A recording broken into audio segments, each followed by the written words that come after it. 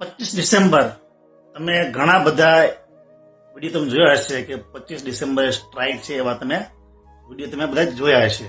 અને છે પણ 3 મોટા યુનિયન ગ્રુપે આ વસ્તુ જાહેર કરી છે કે 25 તારીખે સ્ટ્રાઇક છે, એના કારણે કે છેલ્લા 3 વર્ષથી ભાવ બરાબર મળતો નથી. 70% ભાવ નીચે ડાઉન થઈ ગયો છે. ઓકે, તો એના કારણે 25 ડિસેમ્બરે સ્ટ્રાઇક છે. પણ તમને શું લાગે કે સુરતના રાઇડર છે સ્ટ્રાઇક પર રહેશે?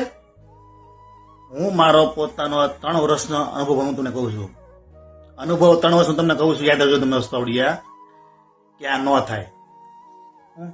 હા, 50-100 લોકો રાઇડર એવા છે જે આપણે મતલબ રેગ્યુલર સપોર્ટ ને ઉભા રહી છે, એ કરશે.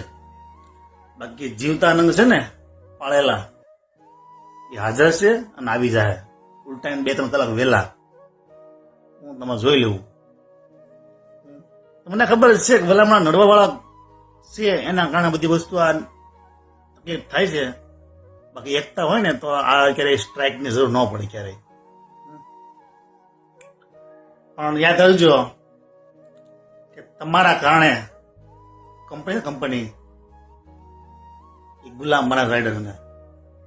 આ એક જો તમે વસ્તુ છે, આખા ભારત બંધ થતું હોય તો સુરતનું બંધ થવું પડે. જો થઈ જાય ને સુરતનું બંધ તો ભલામણા બધાને રેલો આવી જાય, પણ બંધ થવું પડે. હવે જોઈ 25 ડિસેમ્બરે શું થાય છે. આપણે ઘણી કોશિશ કરી છે પહેલા ભાવ વધારે બાબતથી, પણ કંઈ થયું નથી. પછી હવે જોઈશું કે 25 ડિસેમ્બરે શું થાય છે.